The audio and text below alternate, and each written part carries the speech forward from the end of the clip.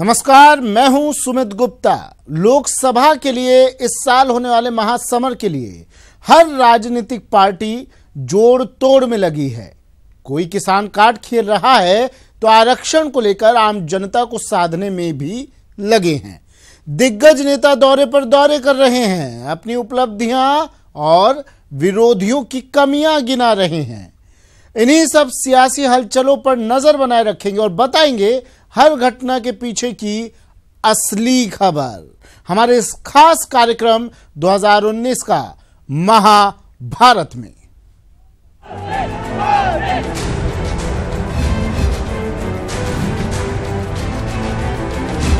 देश के नामदारों का दागदार ट्रैक रिकॉर्ड जनता भली भांति जानती है। मोदी जी, कांग्रेस पार्टी वाले आपसे डरते नहीं हैं।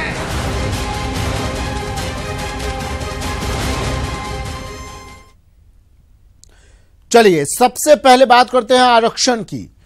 केंद्र सरकार के सवर्ण आरक्षण लागू होने के बाद अब राजस्थान में भी आर्थिक रूप से पिछड़े सवर्णों को आरक्षण मिलेगा। सवर्णों को 10% जबकि गुर्जरों को 5% आरक्षण मिलेगा। कार्मिक विभाग ने इसकी अधिसूचना जारी कर दी है। इस आरक्षण का लाभ सालाना 8 लाख रुपए से कम कमाने वाले सवर्णों को ही मिलेगा।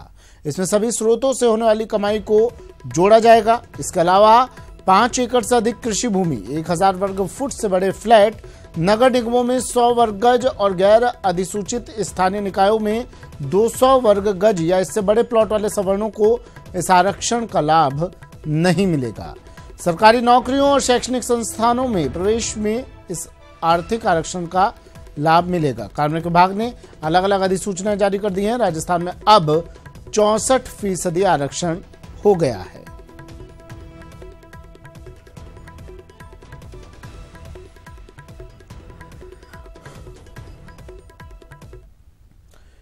मिशन 25 की राह पर चल रही कांग्रेस बीजेपी के फॉर्मूले से ही बीजेपी को घेरने की तैयारी कर रही है। क्या है ये फॉर्मूला, आइए बताते हैं आपको।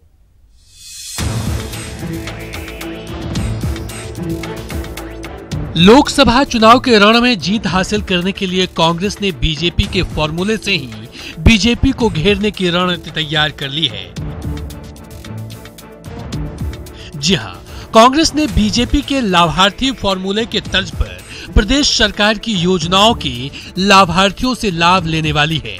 इसके लिए कांग्रेस प्रदेश सरकार की 2 लाख रुपए तक की किसान कर्ज माफी, 3500 रुपए बेरोजगारी भत्ता और 1 रुपए किलो गेहूं की योजना को लाभार्थियों तक पहुंचाने का रोड मैप तैयार कर रही है। कांग्रेस पार्टी का जो शक्ति कार्यक्रम है उसका उद्देश्य है कि हमारा जो बूथ का कार्यकर्ता है प्रत्येक जनता के हर व्यक्ति तक पहुंचे और उन्हें योजनाओं के बारे में अवगत कराए ताकि वे ज़्यादा से ज़्यादा लाभ ले सकें। और इसका उद्देश्य सिर्फ राजनीतिक नहीं, इसका उद्देश्य है कि सामाजिक उत्थान हो सके। क्योंकि आप देखिए, हमने जन घोषणा पत्र जो लेकर हम आए उसमें हमने जितनी भी घोषणाएं की कि समाज के लिए या समाज के अनेकों वर्गों के लिए उनको मूर्त रूप देना हमने शुरू कर दिया। उसका लाभ भी जनता को मिले, ये हमारा उद्देश्य है। और यही कारण है कि हम इतने बड़े ट्रेनिंग प्रोग्राम को अंजाम देकर ग्रास रूट पर अपने कार्यकर्ता को भेजकर जनता को सुविधाएं सुलभ हो सके उसका प्रयास करें। इन स्कीम्स को लेकर सारे मंत्री जा रहे हैं, सारे विधायक जा रहे हैं, सारे कार्यकर्ता जा रहे हैं। ये वो स्कीम्स है जिससे राजस्थान की आम आदमी की आंख में चमक नजर आएगी। उसको लगता है मुझे अधिकार मिल रहा है। जब बुजुर्ग माँ के पास या विधवा के पास पेंशन जाती है सरकारी, तो उसकी आंख में चमक होती है और उसका पोता पोती कहता है कि मुझे भी दादी कुछ चाहिए, उसको अधिकार मिलता है। कौन लेकर आया? हम। काम वो होता है जो नजर आता है, काम वो होता है जिससे किसी को लाभ मिलता है। कांग्रेस की हर स्कीम से डायरेक्ट लाभ मिल रहा है आम आदमी को। और मैं लोगों से कहता हूं काम पर वोट मिलना चाहिए। ये जितना हमारा काम है वो गेम चेंजर साबित होगा। हमें भरोसा है राजस्थान की जनता पर कि हमें बड़ा मैंडेट वो देंगे और निश्चित रूप से हम राजस्थान की 25 लोकसभा सीट जीतेंगे, ऐसा हमारा विश्वास है। सरकारी योजनाओं के लाभार्थियों तक पहुंचाने के लिए कांग्रेस बीजेपी की तरह लाभार्थी सम्मेलन नहीं करेगी, बल्कि कांग्रेस के कार्यकर्ता खुद लाभार्थियों तक पहुंचेंगे और उन्हें कांग्रेस सरकार के फायदे गिनवाएगी। इस फॉर्मूले को अमल में लाने के लिए 51,000 बूथ कार्यकर्ताओं को दी जा रही है ट्रेनिंग। सभी विधानसभा क्षेत्र के कार्यकर्ताओं को मिल रही है ट्रेनिंग। 25 फरवरी तक कार्यकर्ताओं की ट्रेनिंग हो जाएगी पूरी। ट्रेनिंग के बाद कार्यकर्ता जाएंगे अपने अपने क्षेत्र में। मतलब साफ है, जिन लोगों को प्रदेश सरकार की योजनाओं की वजह से लाभ मिला है, अब प्रदेश सरकार चाहती है कि उस लाभ का फायदा आम लोगों में मिले। हालांकि लाभ के बदले लाभ के फॉर्मूले की आलोचना होती रही है, लेकिन चुनावी जंग के मैदान में फिलहाल आलोचनाओं से किसी को कोई फर्क नहीं पड़ने वाला। न्यूज 18 राजस्थान के लिए जयपुर से गोवर्धन चौधरी की रिपोर्ट। बीजेपी ने लोकसभा चुनाव की तैयारियां शुरू कर दी हैं। बीजेपी 26 फरवरी को कमल ज्योति संकल्प अभियान का आगाज करने जा रही है। बीजेपी 25 लोकसभा क्षेत्रों और 200 विधानसभा क्षेत्रों में बड़े आयोजन करेगी। बीजेपी की ओर से दावा किया जा रहा है कि केंद्र की भाजपा सरकार की विभिन्न योजनाओं का लाभ जिन परिवारों को मिला है उस वोट बैंक को अपने पक्ष में किया जाए ताकि लोकसभा चुनाव में उसका लाभ मिल सके।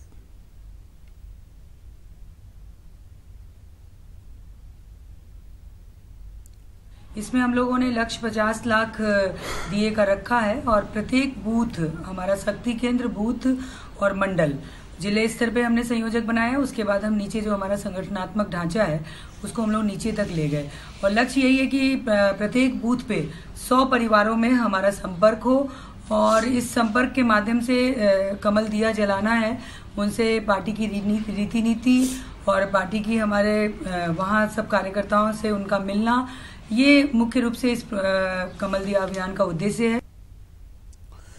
राजस्व विभाग में सालों से अटके जमीन आवंटन के मामले अब जल्द ही समाप्त हो जाएंगे। गहलोत सरकार ने राजस्व विभाग में सालों से पेंडिंग चल रहे प्रकरणों का निस्तारण करने जा रही है। देखिए एक रिपोर्ट।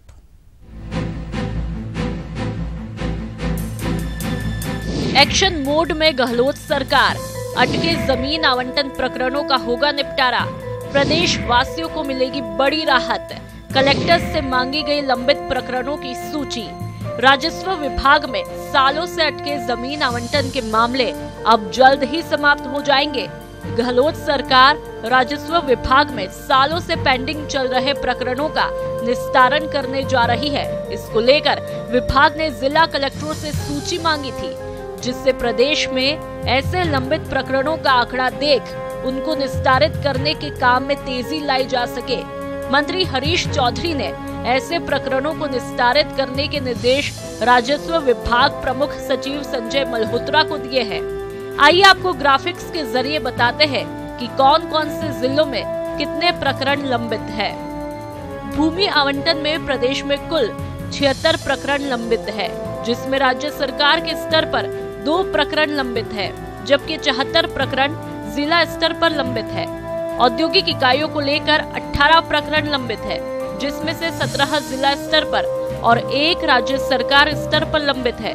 अजमेर में भूमि आवंटन का प्रकरण राज्य सरकार स्तर पर लंबित है। भीलवाड़ा, बीकानेर, चूरू, जैसलमेर, जोधपुर, नागौर, प्रतापगढ़, सीकर में 1-1 प्रकरण जिला स्तर पर लंबित है। वहीं राजसमंद के 5, कोटा के 3 प्रकरण भी जिला स्तर पर लंबित है। बात करें खातेदारी भूमि रूपांतरण की, तो इसमें प्रदेश के 6 प्रकरण लंबित है। आबादी विस्तार और भूमि आवंटन को लेकर जिला स्तर पर 51 प्रकरण लंबित है। राजस्व मंत्री के निर्देश के बाद सभी अधिकारियों से लंबित प्रकरणों के निस्तारण के लिए 26 फरवरी को एक बैठक बुलाई गई है, जिसमें एडीएम, भू प्रबंध अधिकारी मीटिंग में मौजूद रहेंगे। प्रेम मीणा, न्यूज 18 जयपुर।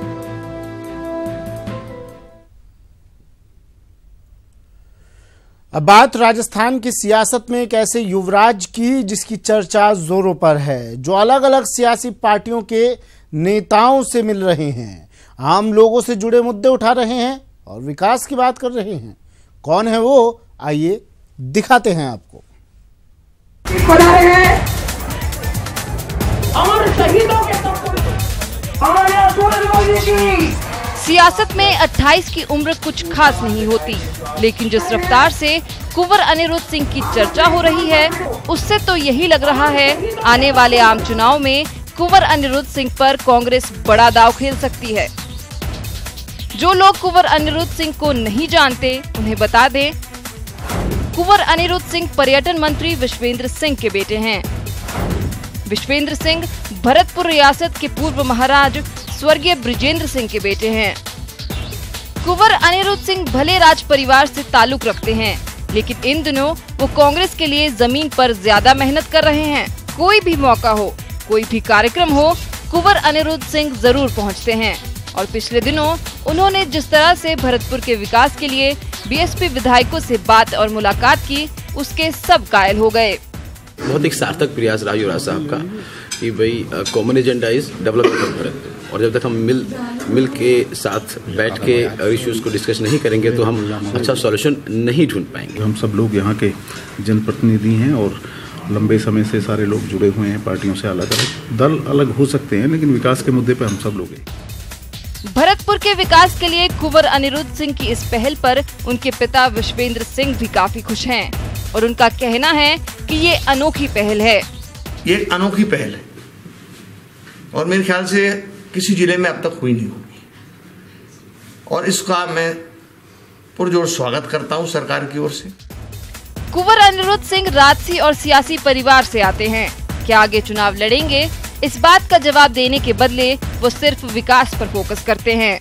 अब जनता ने तो अपनी चॉइस बना ली कि कहीं पर कांग्रेस, कहीं पर बीएसपी, लेकिन अब भरतपुर के विकास के लिए तो सबको साथ में ही आना पड़ेगा ना। तो चाहे वो बीएसपी हो, चाहे कांग्रेस हो, चाहे आरएलडी हो, सबको साथ बैठ के काम करना होगा।